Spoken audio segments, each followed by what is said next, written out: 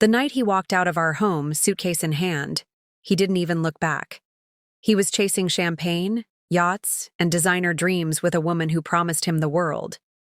But when it all crumbled, and he came crawling back in rags, I was already living my best life.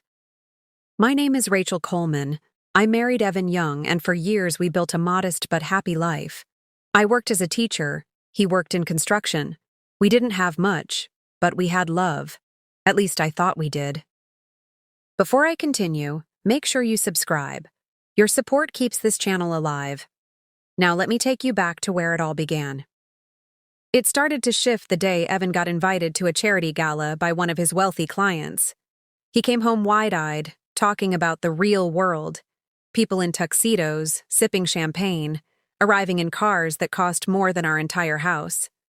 And then he mentioned her, Vanessa King, a socialite, dripping in diamonds, known for throwing lavish parties.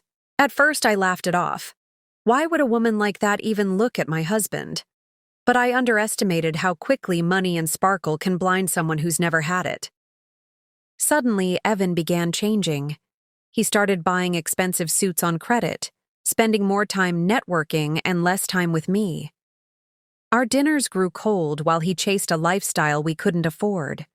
Then one night, he didn't come home at all. I found out from a neighbor. Evan had been seen stepping out of Vanessa's limousine, kissing her like I didn't exist. The humiliation burned. For days, I couldn't leave the house without whispers following me. My husband had traded me for diamonds, and I was left picking up the pieces.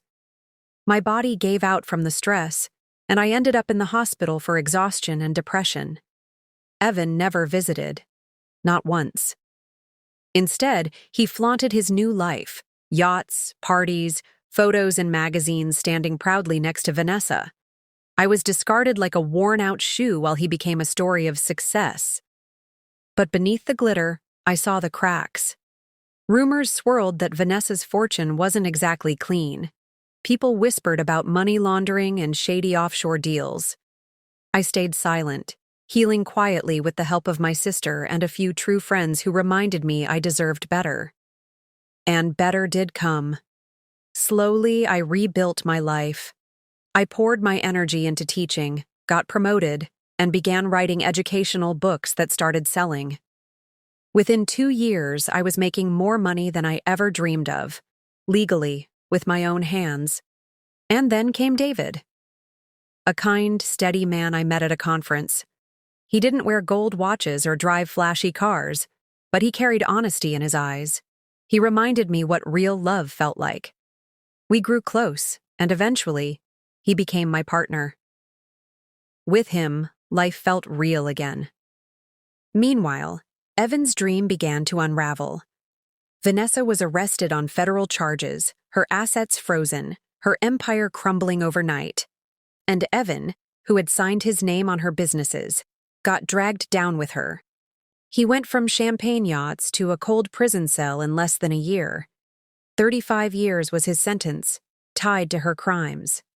And the man who once strutted through parties in tuxedos was suddenly just another inmate number. I thought that was the end of his chapter in my life. Until one night, years later, there was a knock on my door. It was Evan. Older, thinner, his face hollow. Somehow he had gotten out early on a deal, but he had nothing left. No money, no friends, no home. He stood there trembling, clutching a duffel bag like it was all he had left in the world. "Rachel," he whispered, tears in his eyes. "I made a mistake. Vanessa ruined me. You were the only one who ever truly loved me. Please, please take me back." For a moment, I just stared at him. This was the man who had abandoned me, humiliated me, left me to rot while he chased glitter. And now here he was, begging for scraps. Behind me, David came to the door. He placed his hand on my shoulder, calm but firm. "She's not yours anymore," he told Evan. "Leave." Evan broke down, sobbing on the porch. "Please, I have nowhere else to go. I'll do anything. Don't let me die out here." I looked at him, but my heart no longer carried anger, only clarity. "You left me when I needed you most. You laughed while I cried. Now the door is closed. For good. And then I shut it. The neighborhood that once whispered about my humiliation now whispered about my rise.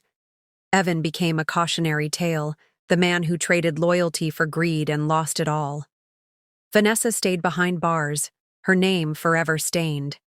As for me, I thrived. My books reached national success, David and I married, and together we built the kind of love money could never buy. In the end, Evan's betrayal didn't break me. It built me. And the sweetest revenge wasn't his downfall. It was my happiness. Because nothing hurts a betrayer more than seeing the person they abandoned live a life they'll never touch again.